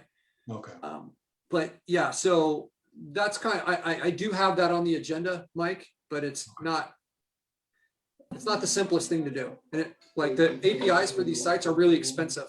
So we're kind of waiting. I mean, Mangles does do that. It does have a performance index where you can plug in multiple words, and it has a SERP watcher, and it'll give you the history of it over time for multiple sites. So you could, I think it was like $500 for the year or something for it. Yeah, and I have like 30 sites on it, and I have maybe 20 keywords in each one. Oh, okay. I have Ahrefs, but I think they limited me like 7 projects or something like that. Yeah, every time you want more, they charge you more. Yeah. Few people are dropping in the Facebook chat as well. Who was it? Harry dropped a sheer SEO, sends a report every day with all sites, which have a score for each site. That sounds pretty cool. Never seen it, but. Okay. Yeah. So there you go. So check those out, Mike. And I'd love to hear what you think of them too. You said you had questions. That was one. Do you have additional? Yeah, so I think I'm going to need some help with these sites. I obviously already have a couple VAs, so now I'm trying to figure out in my head, okay, how do I split up that SEO process? So for a guy like you, who's probably got more than one guy working for him, do you split it up just like, in my mind, a JK method? One person does the backlinking, one person, do you have like a project manager? Do you have like a plugin guy? Like how do you run it to where you can actually hold everybody accountable and still move forward? That's great. Great question. And it kind of like one of the things I think people struggle with most is scaling. I think I actually have a video that I shared in the group a couple months ago where I'll send you a link to it, but I go through this, but I'll give you the short answer and then you can kind of see it in action in the video. So there's a really good book called Traction. Yep. That I read about a year ago. And I know that I gave my last speech in Vegas about that book and what it meant to me and the takeaways of the system. And there was my own twist and stuff on it. So that's part of this recommendation. The way that I had structured my company at the beginning, I made several like pivot points. I used to kind of like be the person that was talking to everyone. And then like, as the company grew, we have 30 people that work in my agency now. Part of them are focused on lead generated. Part of them are focused on the marketing side, right? So the mistake that I made originally, or maybe it wasn't a mistake, maybe it was like part of the growth. Well, here's the process that I had. I had people that I was teaching the processes to and the methods to. And I chose some of the people that I thought were very good at what they do. I saw a lot of potential in them, and I moved them to a management position. Now, they had been doing the other stuff. They had been doing the backlinks and managing parts of the process. And then I moved them. So at that point, we had like a tiered management structure, which allowed us to scale a lot faster. And it actually allowed me to focus more. A lot of my time today is focused on lead generated, and like all, like that's, you guys might not notice this, but there's updates almost every day that go in there. And like, whether it be ticket fixes or new features, like I'm constantly working on that thing. So it's taken a tremendous amount of my time right now. And if I didn't have marketing set up the way I did, the marketing, I wouldn't have been able to even build this product and manage it. But so I put managers in place, and the managers, they know the whole process. And then they delegate to the people, the rest of the people on our team. They delegate the content, the backlinks, citations, GMB, all this different stuff. So I built a training site for my agency. It's a WordPress website with like a lot of different categories. It looks very similar to the lead generated support. I copied my training site over to the lead generated support, and that's where that came from, right? So there's videos and step-by-step checklists and guides and stuff like this that, hey, this is your role. Here's what you need to do. Here's the steps for you, okay? We came up with a point system, and to be honest, I like haven't ironed that out as much as I'd like, because I've been getting pulled over into the CRM lead generated side of the stuff. But you need to have a weekly scorecard for your people where they come up with the metrics that matter to that, kind of like, if they're going to be successful, they should have these things, right? So, and then they have a scorecard, and then you can create competitions within your team, between the different people on your team, and you have an accurate way. The points will tell you their performance. That's how like bonuses and raises and decisions to let someone go needs to happen based on metrics, not just like, it can happen based on, hey, like this person isn't like, they're disrespectful or they're not showing up. Like that's one thing, but to be able to have like math and numbers that are making the decisions for you is very important.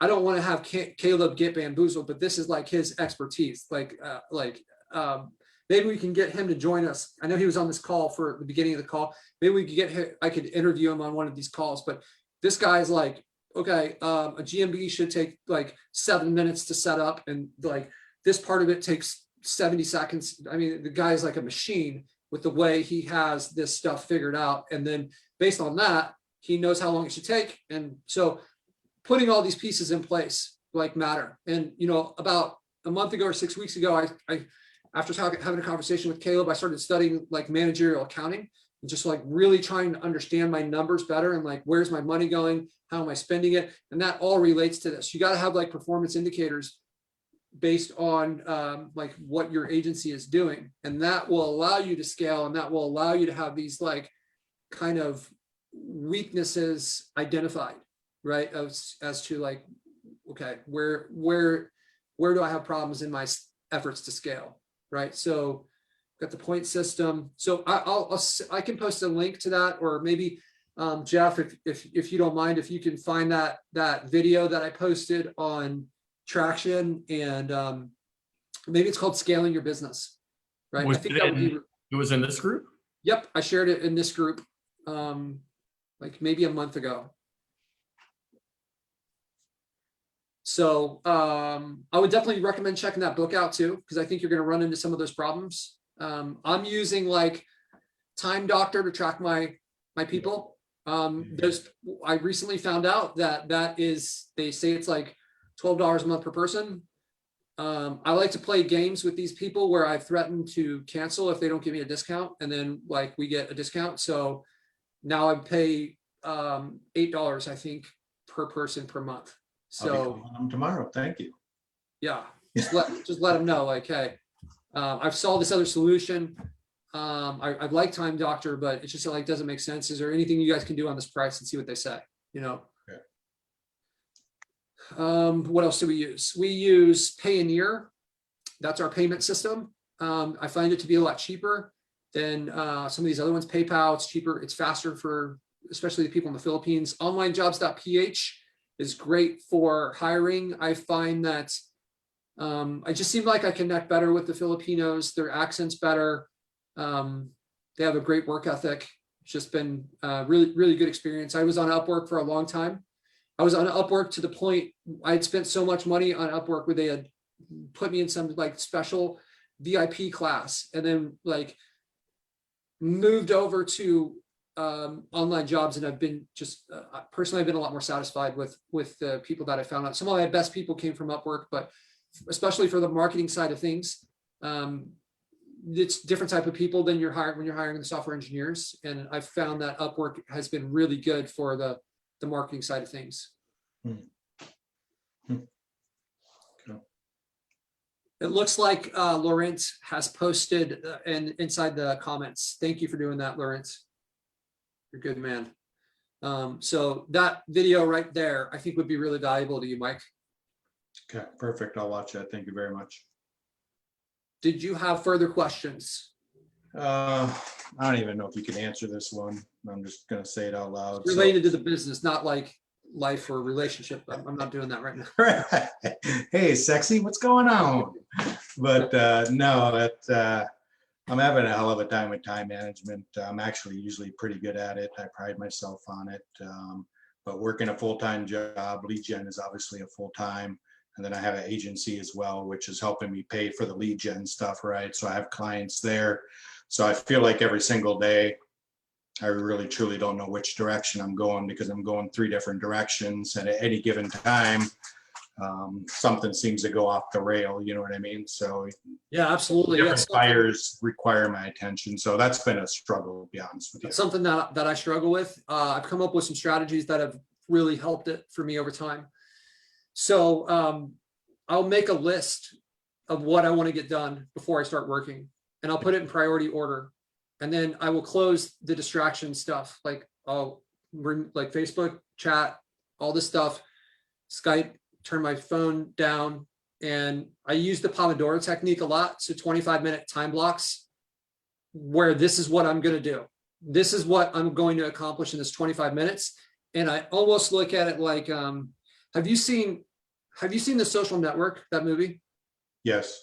Do you know that scene where they're like doing shots and they've got to code and do something, and everyone's like working like crazy to try to get the thing done as quickly as they can? That's what my Pomodoro, that's the my internal vision. When I set this up, it's like, okay, I've got 25 minutes. I've got to get this done, go. And it's just like, okay. And then you just chip away at it. It's just, you just need to systematize this, right? Sometimes we get in this business, because there's little things all over the place. It's easy for us to just go, and we're not really making progress. It's almost like you're running around this track. And if you would just stop for a second and realize I can run across the track, right? And that's a quicker route. So zoom out, get organized with it, and then come up with a game plan. This is what's most important, right? There's a lot of books that I've read along the way. I think the one thing that I think it was Gary Keller. He's like the guy who owns Keller Williams. That was a good one to just what's most important, focus on that. Deep work will I think Deep Work is a really good book. A lot of super successful people have read that one. It talks about how the amount of focus that we put towards things has been decreasing for the last 60 years, because there's so many distractions, and it's become more important because of the types of things we're doing have moved from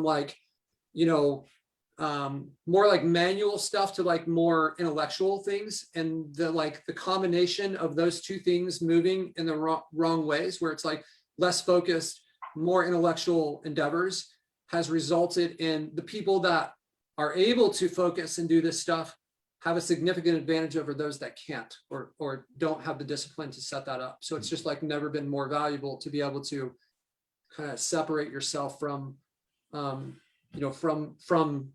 the distractions, which are everywhere now. You said deep work? Yeah, I think that's what it's called. Is that Dave? I saw you shaking your head. Is that what it's called? Deep work? I think Paul, my good buddy Paul Myers has been sticking on this call quietly. Paul, I think you read that book too, didn't you? Yeah, I did. Yeah, it's an excellent book. You'll want to get that for sure. It's a starting point, Do you remember the author on that one, or have any more information? Let me grab it. I just dropped it into the chat. Okay, Cool. Thank you for doing And that. I'll slip it over onto the Facebook group as well in just a moment. Okay. Awesome. So apparently you asked Paul a question, he runs away. Oh, he's going to get the book. Look at this. There you go. That's the book right there, Mike. Perfect. Thank you. For those of you guys who don't know Paul Myers, he's been around in this group for a long time. He's definitely someone you should get to know. I had the pleasure of having a little, what do we have, dinner or just a drink? And I think we had dinner and a drink. Yeah, we had dinner in San Diego last year. It was that was awesome. awesome, man. Yeah, Paul's a good guy. He's been around this business. Knows a lot of stuff. Since Christ parted the waters, Paul is a damn legend. I love working with him. I enjoy every time we have a chance to get together as well. So, Paul, I'm glad you're here tonight. Thanks, Dave. You're too kind, buddy. You're too kind. Yeah, and I think Paul said that everybody that's in this group, he's willing to take him on a ride on his jet ski. Is that right? Dude, it's 300 horsepower. This thing does 110 across the water. Woo! It's unreal. Wow. Did you get snow today? We had snow, but nothing stayed. But yeah, it gets cold. It was like -1 when I woke up this morning. I'm like, what's up with this? Like, you might not need that jet ski for a couple months then, huh? It's in the driveway. It's ready to go. I got my slip at the marina. It's all paid for. I'm good to go. Yeah. If you want somebody to warm it up for you, it's nice and warm down here, buddy. Yeah, no doubt. I know that Canadians aren't currently accepting Americans, but Americans, I think, we're accepting the Canadians. Just in Ontario, we had 4,200 cases today of COVID. Wow. We are just locked down tighter than a drum. And going back a year ago, we were locked down, and we're no further ahead today. So I don't know. Sorry to hear that, man. All right, guys, it's been a long one. We're almost at 2 hours, so I'm gonna call it quits. I know that there's some stuff remaining. I'd love to hear from you guys on. I've got some stuff that I just want to finish up with. I appreciate that you guys love the software and all the compliments that you guys give to me on this, but I also would love to hear what you would like to see, what's missing, what you hate, what's frustrating. This type of thing is, I think it's the pathway to improvement. I had a conversation this morning with somebody who stopped using it, and then one thing led to another, and we connected, and I was able to hear some criticism on it, and it was awesome to hear it. So also what you guys are struggling with, that was it was really cool to see that, because now we can kind of shape some of these lessons towards it. So any ideas that you guys have that you want me to cover on this, you can throw them in the group, and maybe we could even create a poll or have some sort of voting system and go through this, because for me, just like we were talking earlier in this, the reason I do this is the impact, trying to have an impact on you guys, and I want to make sure that we do that in the most efficient way that we can. So by focusing on the things that you guys are struggling with, rather than just me guessing at what you need, I think is a better way to do it. So, but let's wrap this one up. I appreciate you guys, all you guys jumping on here. Definitely feels like this thing's picking up momentum every week. So good luck. I would love to see who can have some, we got 7 days before the next call. My first question on the call is going to be who's got some wins. So let's create those wins this week. And if there's any help you guys need from me, then we'll see you guys in the group. I'm happy to help. Patrick, before we jump off here, I'd like to say thank you for your time. Jeff, thank you for helping on the moderation. And Mike, Carl, you guys have shared a lot of great stuff tonight. So I want to say Sarah. Thanks. Thanks for giving me all that time. I appreciate it. Yeah. So thanks to everybody. Yeah, thanks, Patrick. Appreciate that. Yeah, you're welcome, Mike. Hopefully you got some good insight from that. And one last thought, Patrick, on the spotlight, do you want somebody to volunteer? How do you want to manage that? Yeah, that was my next question is, okay. If someone wants to volunteer for that, obviously we're getting started with the spotlight thing. I don't really have it ironed out on the system of how to do it. I can see my dog is making an appearance in the background there. He's tired of this meeting now too. But for the spotlight session, let's start off with some volunteers. If we start getting more like we have a bunch of volunteers, then maybe let's give a reason of why you should be the spotlight person, and then we'll choose and we'll put you guys in. And you know, I'll keep rotating as long as we have it. I'll keep on kind of going through people.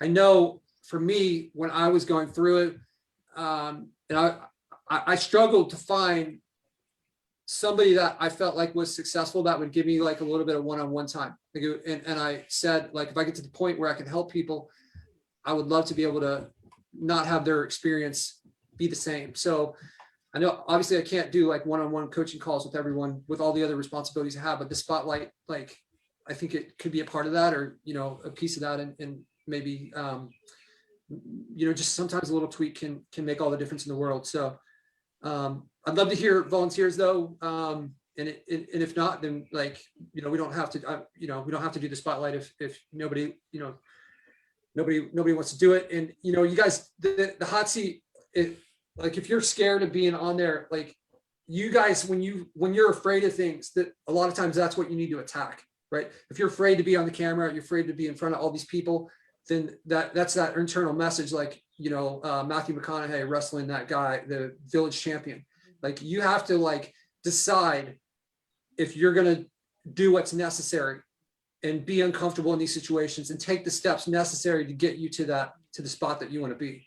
So I would encourage you, if that's the reason, don't let that be the reason. All right, guys. So with that, let's jump off here. You guys have a great week. Thanks you to all you guys. And let's hear some wins next week of what we do in the next 7 days. All right. Eugene Song just volunteered for next week, so we'll bring it on, Eugene. We'd love to have you. Yeah. Spotlight. All right, cool. Eugene, next week. All right, my friends. We'll see you soon. Adios. Bye, everybody. Thank you.